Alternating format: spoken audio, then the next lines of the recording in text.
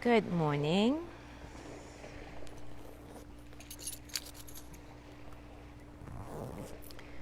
Today I am 6 minutes earlier, and today I'm doing this from Hotel B, right before our class at 8 o'clock.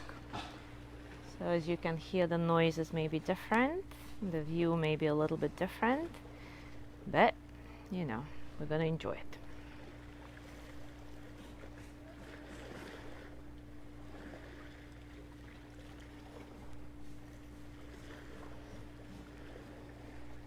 Unfortunately, we had to cancel the 9:30 class at the studio because there's still no electricity there. A lot of people still don't have electricity. Some of our students who live around the studio didn't have electricity for 50 hours, but then it came back last night.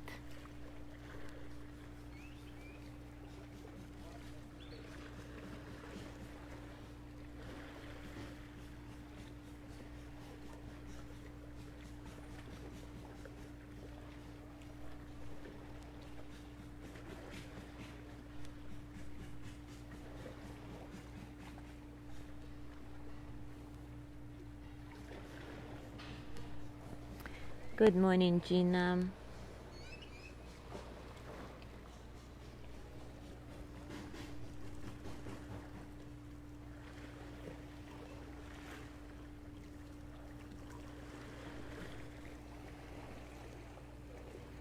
Ooh, Gina, suddenly you have the ability to comment again. Yay!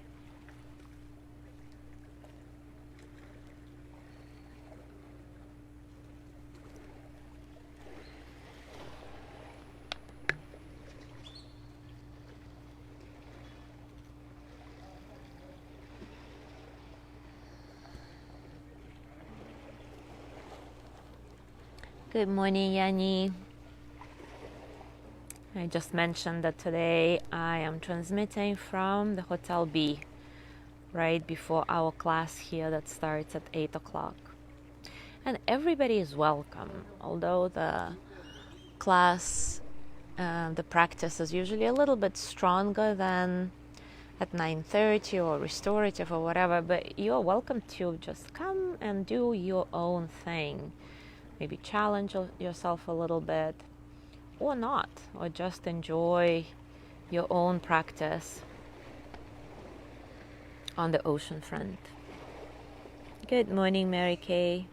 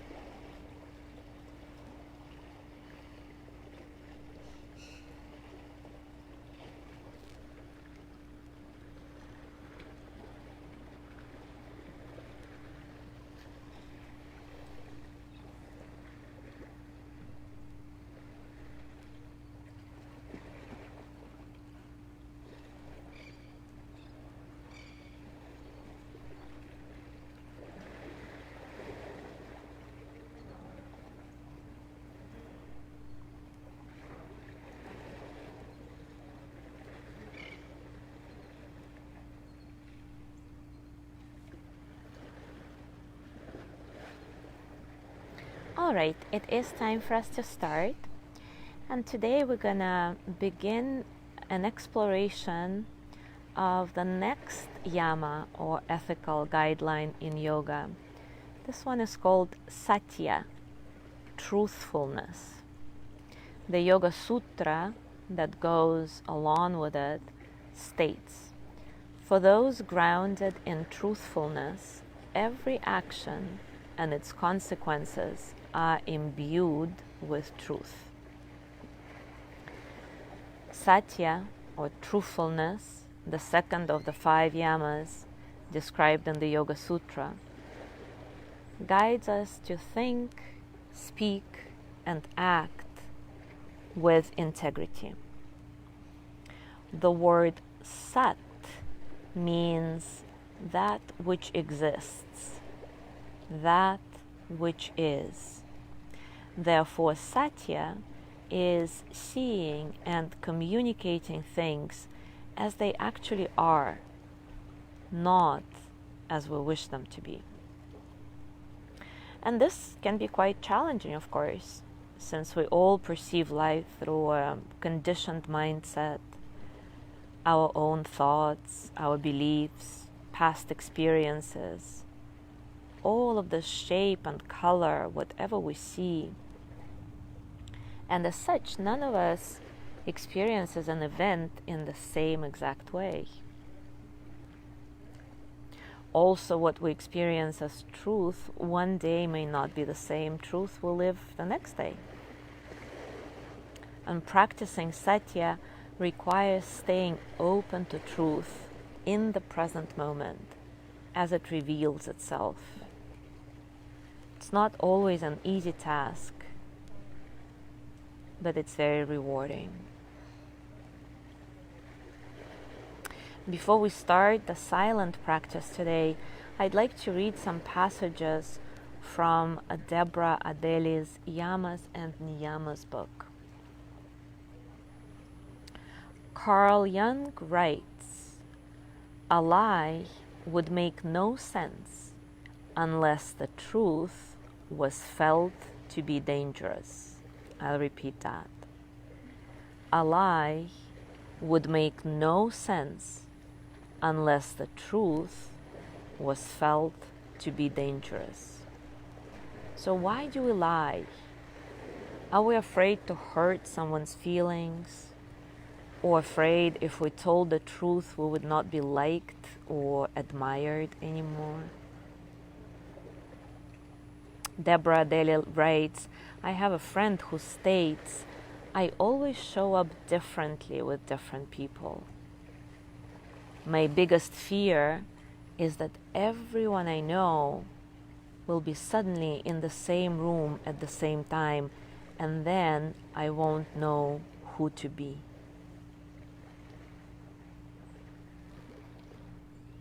And then, of course, there is this whole topic of being nice.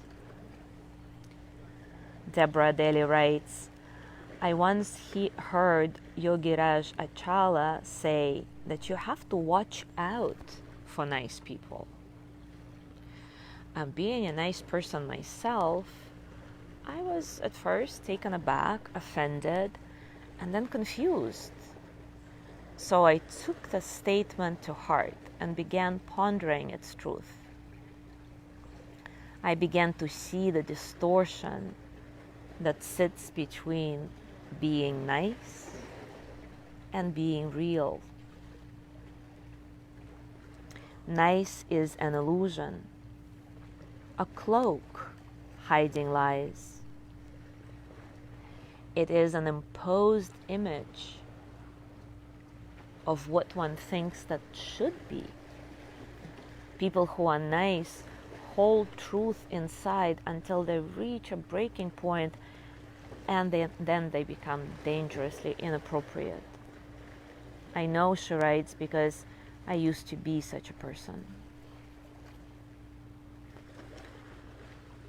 In contrast, being real comes from the center of our unique essence and speaks to the moment from that center. Real has a boldness to it, an essence, a spontaneity.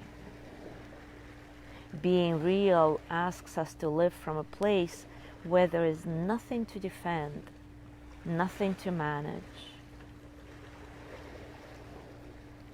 It is a contact with the moment that is not superimposed or prepackaged. Real is something we might to always like in another, but we come to know there will be no surprises. Real is something that we might not always like in another person, but we come to know that there will be no surprises. Real is trustworthy, however unpleasant it may feel. So let's explore this together. Take a comfortable position, and as always, take a few moments to acknowledge the circumstances of your practice, both internal and external.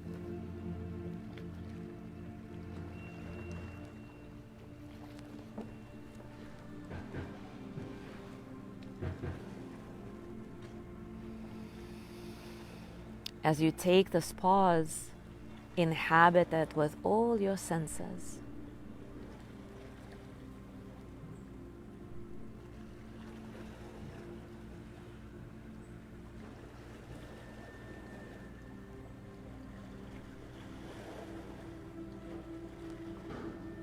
And now bring to mind a recent situation where you may not have been truthful to yourself.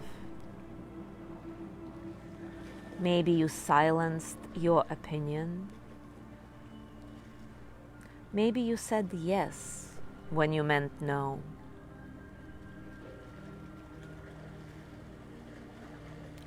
Reflect. What was driving you to distort yourself this way? Or, as Carl Jung would ask us, what was so dangerous in that moment about the truth that you chose to lie?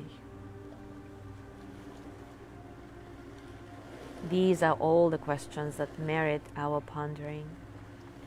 So I'll leave you with this reflection for a few minutes in silence. And as always, try to approach this exercise as if you were a scientist in the lab of your own psyche.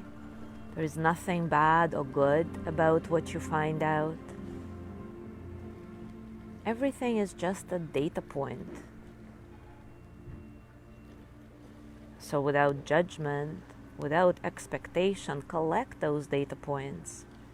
And then later on you can decide what you may want to do with this information.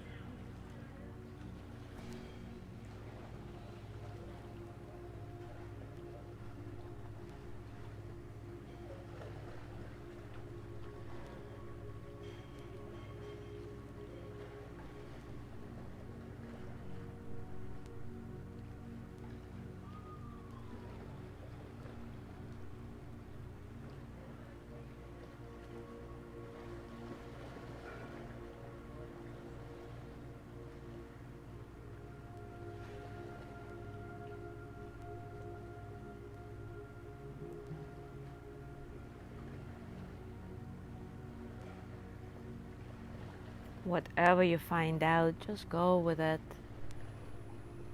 Don't judge yourself. Don't judge others. It's all fine. You're just digging for the truth, the real truth.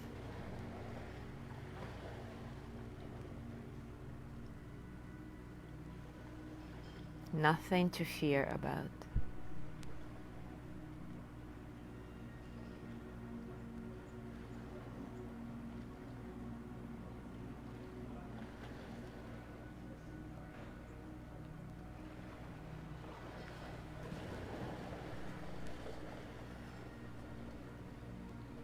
And I would like to complete our practice today with a poem by Dana Folds. It's called Mud of the Moment. Truth lives in the mud of this moment. It exists in the messy interplay of emotions and relationship, in the personality traits I'd rather leave behind. To experience truth doesn't take sainthood or dissolving my desires.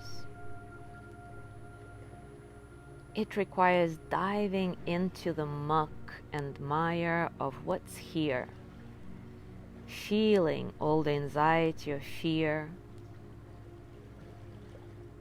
knowing the entirety of me without hiding from the shadows or from light.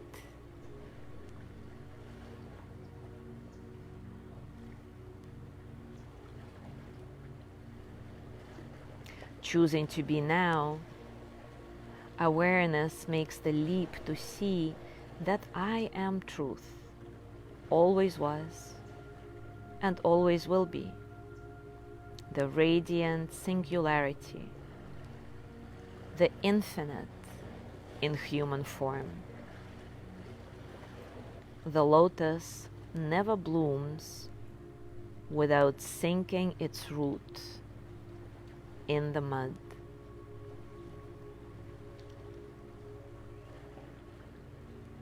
So when you're ready, complete your practice by opening your eyes if they were closed, or taking a few nice, long, cleansing breaths.